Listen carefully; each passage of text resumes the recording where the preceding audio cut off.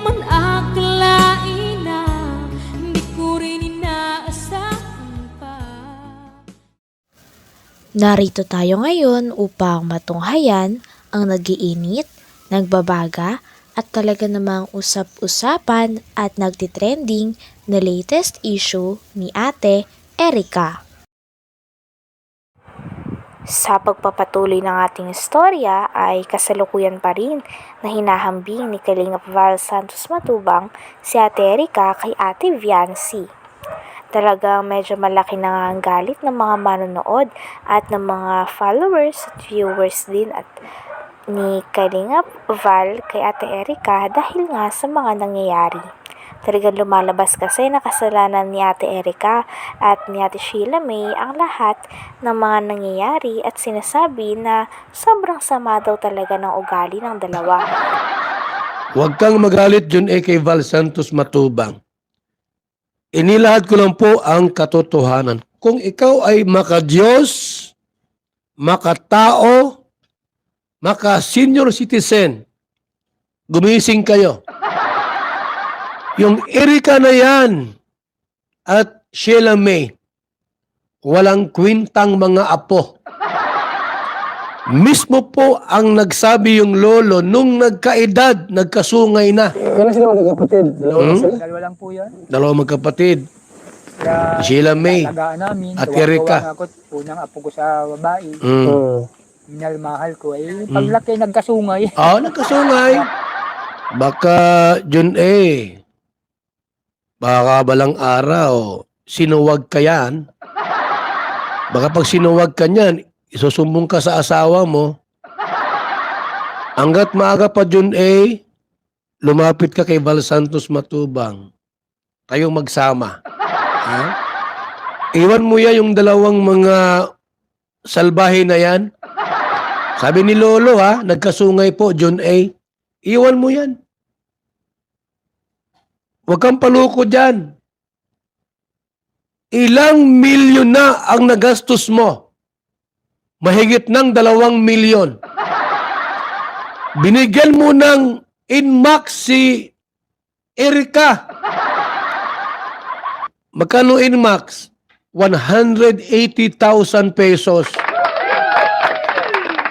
Binigyan mo ng tricycle sila Sheila May. Magkano ang tricycle? Kung may numero yon, 350,000 pesos. Yung bahay, loob at bahay, inabot ng mahigit 1 milyon. Allowance pa nila, magkano po? Mahigit 2 milyon ang pirang binitiwan mo sa mga walang kwintang tao tulad nila. Yon ang sabi ni Lolo Miguel, nagkasungay. Dalawa lang sila? Nagkasungay. Kaya nalalagaan Ayan, namin. Tuwa-tuwa nga ako, unang apo ko sa babae. Oo. Minalmahal ko. Paglaki nagkasungay. Binigyan pa nga ng leso ni Kalingap Val si Sir Jun A. Si Sir Jun A nga ang nagsisponsor kay Ate Erica at nagpagawa ng bahay dito. Sinabi naman ni Kalingap Val kay Sir Jun A na bakit hindi daw gastusin ni Sir Jun A ang kanyang pera sa mga matatanda o sa mga senior citizen na mas kailangan ng tulong at mas kailangan ng pinansyal na suporta. Paglaki nagkasungay. Ha? Tapos aalagaan mo? Huwag ka dyan. Jun niloloko ka lang nila. Kasama si Anton Yacao Torres.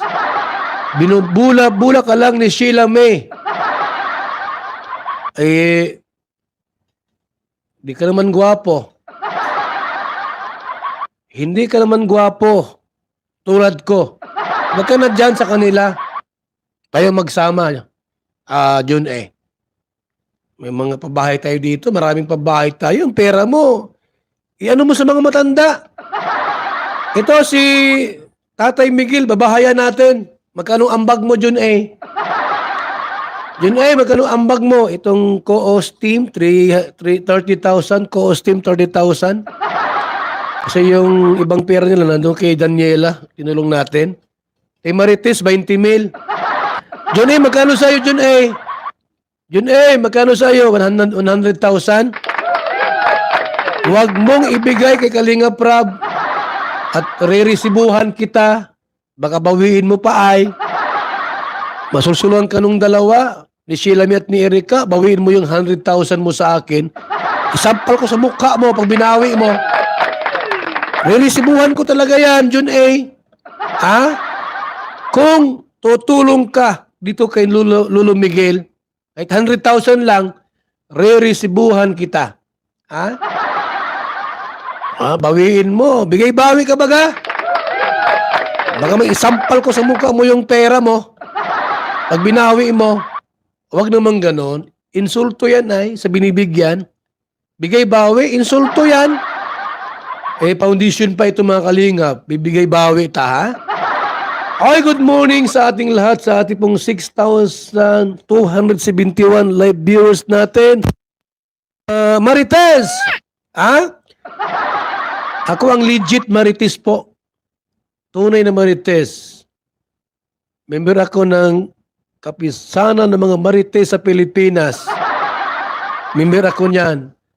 Kapisanan ng mga Marites sa Pilipinas. Ako ang presidente kaya. Inaamin naman ni Kalingap Val Santos Matubang na talagang siya ay isang example din ng marites o chismoso dahil nga pinag-uusapan din nila ang issue ng ibang tao. Ngunit ito nga ay ginagawa ni Kalingap Val upang makatulong din kala Ate Erica at mabigyang linaw ang mga nangyayari lalo na sa mga nanonood na hindi masyadong naiintindihan ng katotohanan. Kaya gusto lang talaga ni Kalingap Val na makatulong at mabigyang linaw ang lahat at mabigyang solusyon ang problemang ito. Pamimbir kayo? O, Bobby TV, magpamimbir daw. Pamimbir na kayo sa akin dito. Ako ang presidente. Kapisanan ng mga Marites sa Pilipinas. Para legit tayo lahat. O, pagka dinimanda ka, masabi nung judge, Bobby TV, bakit ka nagmamarites? Alam mo ba na hindi maganda yan? Judge, igawa ko ng lisensya. License to marites. Hindi ka makukulong. Diba sa mga driver, inuhuli ng pulis yung walang lisensya? Nagmaniyo ka ng motor, nahuli ka ng pulis. Sir, lisensya mo. Wala pa akong lisensya, hulihin ka. Pag may license ka, o sige, larga na. Dito po sa broadcasting po sa social media, we need this ID, License to Marites. Ngayon, magpa-member kayo, ako po ang presidente nganyan. Ha? License to Marites. Kapisanan ng mga Marites sa Pilipinas, ako po ang presidente. Mga kalingap, mga kaibigan. Sino ang vice ko po? Ang vice ko si Bupil Vlog. Ang secretary si Sil TV PH. Ang ingat yaman, si Banat Bagsik.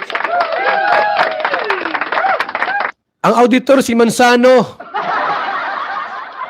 Ang PIO natin si Bobby TV 143. O sinong business manager? Yung matakaw po ang business manager ta. Isangkay. Sino pang business manager ta mga kalingap? Marami yan. Kapisanan ng mga Marites sa Pilipinas. Ako ang presidente po mga kaibigan. Val Santos Matubang. Ay nasa baba yung mga viewers ta. Kayo ang ating mga member. Yung mga legit Marites po may gawa ng lisensya. May form dito, may form. May form dito. Kapisanan ng mga Marites sa Pilipinas. Hanggang dito na lamang muna ang ating nag-iinit, nagbabaga, pinag-uusapan at talaga ng mga nagtitrending na latest issue ni Ate Erica. Maraming salamat sa inyong panunood. Hanggang sa muli. Bye!